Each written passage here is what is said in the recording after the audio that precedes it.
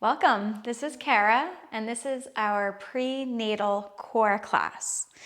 The importance of using your core while you're growing your little one inside is to protect not only your pelvic floor, but also to potentially prevent the diastasis rectus, which sometimes happens as our belly grows. So in order to minimize the potential of having that, you want to stack your spine as much as you can. As I'm sure you can feel, as our baby grows, it tends to pull our spine in what's called a lordosis. So we tend to arch here. You can see how that's going to expand the front of my core. So in order to do that, we're going to talk about stacking our spine, keeping our head over the lampshade of our ribs, over the bowl of our pelvis. And also we'll talk about how to breathe using your diaphragm and your pelvic floor in concert. Think of it like a jellyfish. So first, let's stack. I'm going to be showing you how to stack in this seated position. You could do it on the floor using a bolster or a couple of blankets. First, you want to make sure if you're sitting in a chair that your knees are bent at a 90-degree angle, your ankles are at a 90-degree angle, and your hips are at a 90-degree angle. I'm just going to show you from the side. So now that I know that my feet are grounded, I want my two sit bones, those two big bones in your tush, to also feel even. And you can test this. If you rock forward, you're going to feel your back coming into that arch position. You're going to feel more weight in the front of your legs. And if we sit with that posture that a lot of us do at the end of the day, kind of rounded, you're going to feel the weight shift forward. So we want to find the middle. So you can rock forward and back until you find the middle and you have your sit bones grounded. That's going to make that bowl of your pelvis come to a more neutral position. Now, let's think about our head. We want our head to stack over the pelvis. So if we have this tendency to pull forward, try to think about a string elongating your spine to stack your head over the pelvis. And now we have to think about that lampshade right in the middle. So again, as our belly grows, we have a tendency to arch. If you can envision shining the light from that lampshade, if we're arched, the light's going to point forward. And then conversely, if we're rounded, the light's going to point behind us. We want to find that perfect medium where the light shines directly into the pelvis. So now putting it all together, head over lampshade of the pelvis, over the bowl. And this is how you want to think about stacking your body through any of our core exercises to maintain that optimal alignment. And again, thinking about elongating or the string pulling you from right here, just below your neck, elongating your spine will help you gently start to activate your transverse abdominis muscle, which is the big muscle that wraps around. And it's the muscle we work quite a bit in our prepartum classes to control or try to stabilize our spine to the best of our ability as our body changes. So now that we've stacked, let's think about our breath. We want to use both our diaphragm and our pelvic floor with our breath. So think about taking a nice big breath. As your lungs expand, you want to move from the ribs both side to side and front to back. So think about a 360-degree circle and then exhale all the air out. Now, you can always put your hands here and feel how your ribs move. So again, inhale and exhale. Now what's happening as your lungs expand on your inhale, your diaphragm is going to drop down into the belly to allow for the space for your lungs.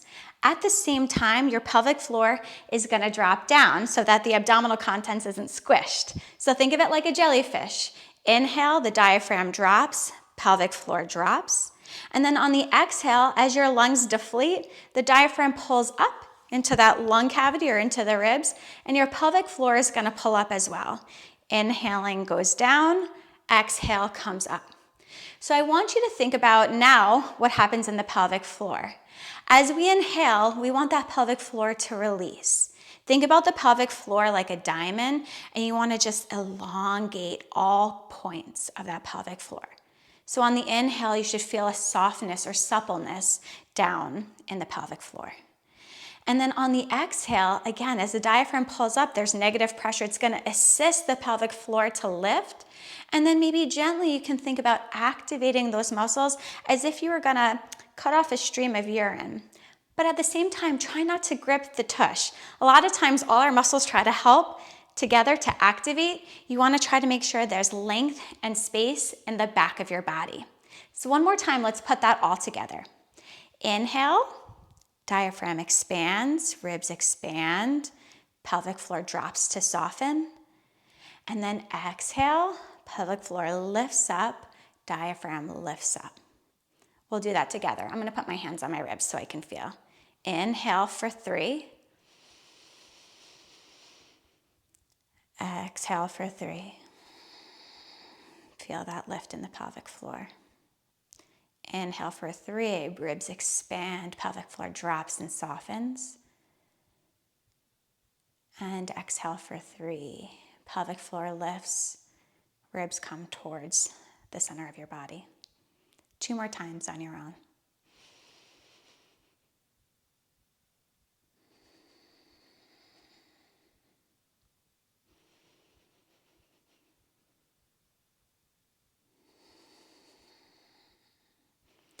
Now we did this in sitting so that you could feel the pelvic floor. You can also sit over a bolster and there's some tactile or touching stimulation that you can feel for your pelvic floor if this is hard. Another alternative is you can do this lying down. If you're still comfortable lying on your back, you can lie on your back to do this, or you can elevate yourself on a bolster, which is where we're going for our next exercise. So we can get rid of the chair if we were using that before. And then again, feel free, if you feel comfortable on your back, to be on your back. Otherwise, I'm going to demonstrate how to elevate slightly. For the next set of exercises, we're going to use a band for a little bit of resistance. And then using a bolster, you can also roll up a blanket if you don't have a bolster, and a yoga block or books if you don't have a yoga block. I'm just going to elevate slightly here. And then if you have, I have a very short torso, but if you have a longer torso and need a little bit more space, you can always stack a throw pillow or a couple blankets right at the end here so that your spine is very nicely centered and grounded on whatever surface you're working on. So now you want to sit your tush right at the edge and then lower yourself down onto your elevated surface. Just make sure that your head is supported. And then make sure the band is close by. We're going to use that for the second phase of our exercise. And now that we're here, maybe you take the opportunity to try some of that diaphragmatic breathing in supine or in this lying down position, just to feel the sensation and change. And remember, we want to stack and diaphragmatic breathe while we're doing these exercises. So next, we're going to do some heel slides. What this does is it challenges rotation control and core control while we move our lower leg. So this translates into being able to walk, maybe run if that's still comfortable for you, while still stabilizing and protecting your spine and your core. So first, I'm going to start to get my diaphragmatic breath. And now on the exhale, not only is my pelvic floor activating, but I'm going to gently draw my belly button in towards my body. So think about that length, elongation of the spine, but that transverse abdominis muscle is starting to engage. And then let it all go. And one more time, big inhale, rib moves in that 360-degree circle. And then exhale, draw your belly button gently in towards your body as your pelvic floor activates. Now, maintaining that activation, start to slide your right leg straight out away from your body, paying mind of what's happening in the hips. So the hips should stay pointing up, nothing should move at the hips. It's only the leg. Once your knee is extended, you can reach your heel slightly away from your body. And then re-engaging the abs if you lost it, or just maintain what you have. Start to slide your leg back in towards your body. Now let's do the same thing on the other side. Abdominal muscles engaged by the belly button drawing in, pelvic floor is lifted. And then on your next inhale, slide your left leg straight out. And then inhale back in, or exhale, whichever way of breathing you started. I want you to oppose that when you start to move your leg back into that starting position. Right leg, inhale to lengthen. And then exhale, come on in. And we'll do 3 more on the same side. Inhale to lengthen. And exhale to come in. Inhale, lengthen. Exhale to come in. And if you have any resistance, you can always put a towel underneath your heel to make the friction a little bit better or more easy. Or if you want the challenge, you don't need the towel. Okay, last one on that right side. And exhale back in. And now let's switch to the left. Reset the abs, hands to the hips to feel if they're moving or staying stable. Inhale to lengthen. And exhale back in. Inhale, lengthen. Exhale back in. Check in on your core and your pelvic floor. And one more time, inhale, lengthen. And exhale back in. Okay, so this is an option that you can take if that felt fairly easy, if it felt stable. Next is doing marching. Marching lying flat is a little bit easier than elevating, so see what feels good for you. Most important is that your core stays stable. So if you find this, as you lift your leg, you start to rock, you might not be ready for that. Keep with the heel slides, and then we'll actually try the next exercise before you hit the marching. So again, resetting, drawing your abs in, engaging the pelvic floor without anything moving in our stacked spine. Start to elevate your right leg up so that your hip and knee reach about a 90-degree angle. And then on your exhale, go ahead and bring your foot back down to the ground. And now we're gonna challenge rotation on the other side. So on the next inhale, left leg lifts up to that 90-90. Exhale to lower. Inhale, right to lift. Exhale, lower. Inhale, left to lift. And exhale, lower. 2 more on each side.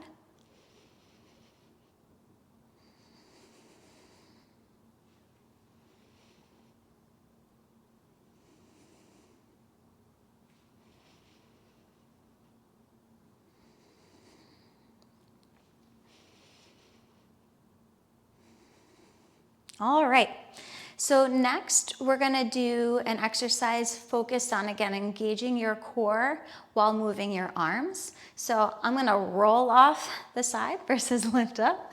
So go ahead and roll off one of the sides. We're gonna actually set up by the wall. So you can move your mat to the wall if you're not there yet, or you can move your setup a little closer to the wall if you need to stay elevated. I'm actually gonna demonstrate this on my back. But again, you can do this elevated just the same. So we don't really need any of our equipment besides our band.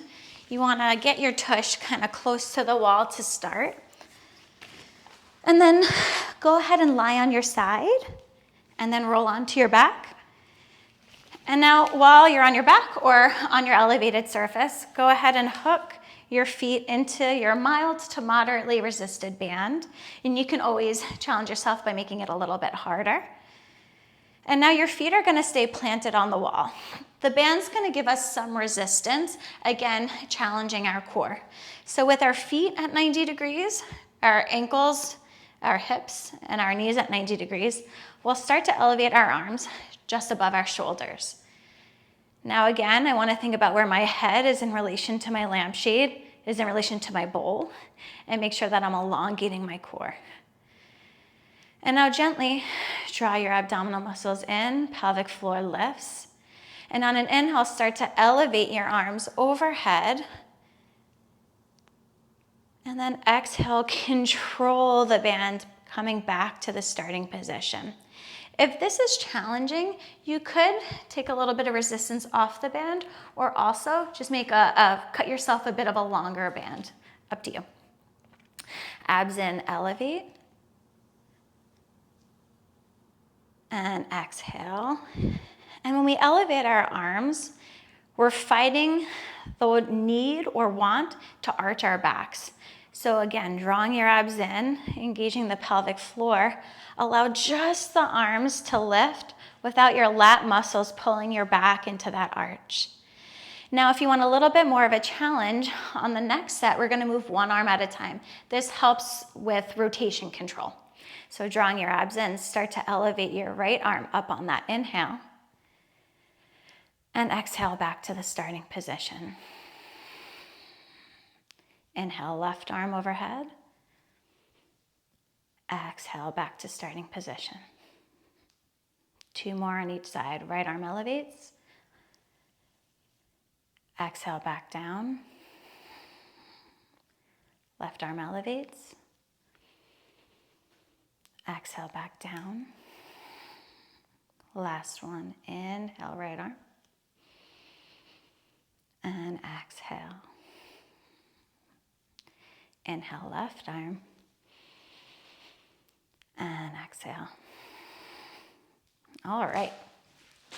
Now we got one more exercise. So we will be moving away from the wall. Again, maybe lie on your side first to lift yourself back up.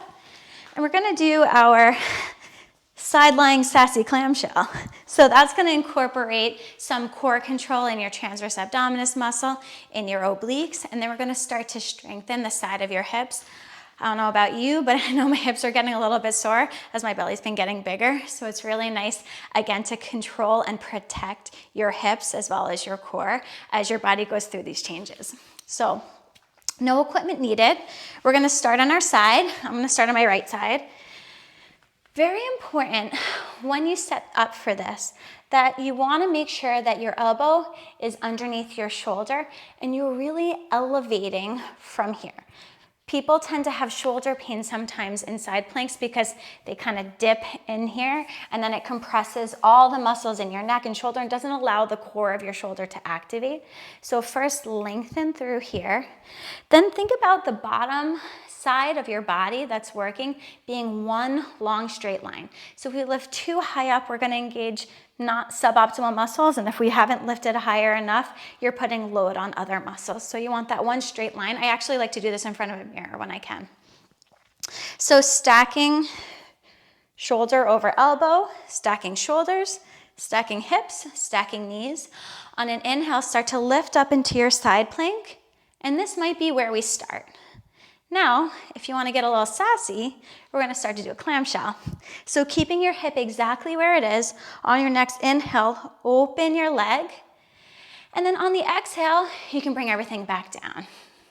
And I will get out of breath because I've been getting out of breath a lot lately, so don't mind me. And it's okay if you get out of breath too. On your inhale, go ahead and lift. Clamshell up without rolling your pelvis back. Exhale back down to the starting position.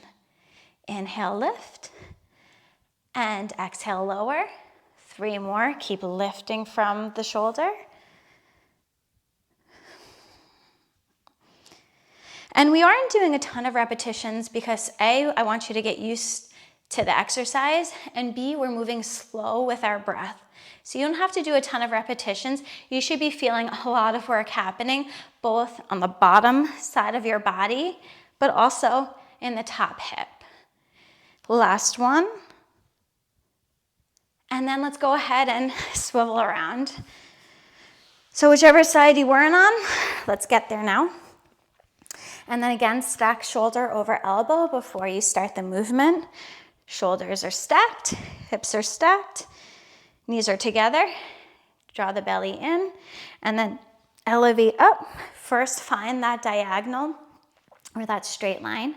And then inhale the top leg up, and then exhale back down. We'll do 6 on this side. Inhale to open, and exhale to close. Inhale to open, and it's okay if it doesn't open too far, that is fine. I'd rather you open a really small amount or not at all, and keep your hips stacked the whole time. And we'll do 2 more. Inhale, lift. Exhale. Last one. Inhale, lift. Exhale. And again, if this is a little bit much, you can either stay down and just do one part, the clamshell, or you can stay lifted through those reps and just do the side plank and then work up to that variation. Thank you so much for joining.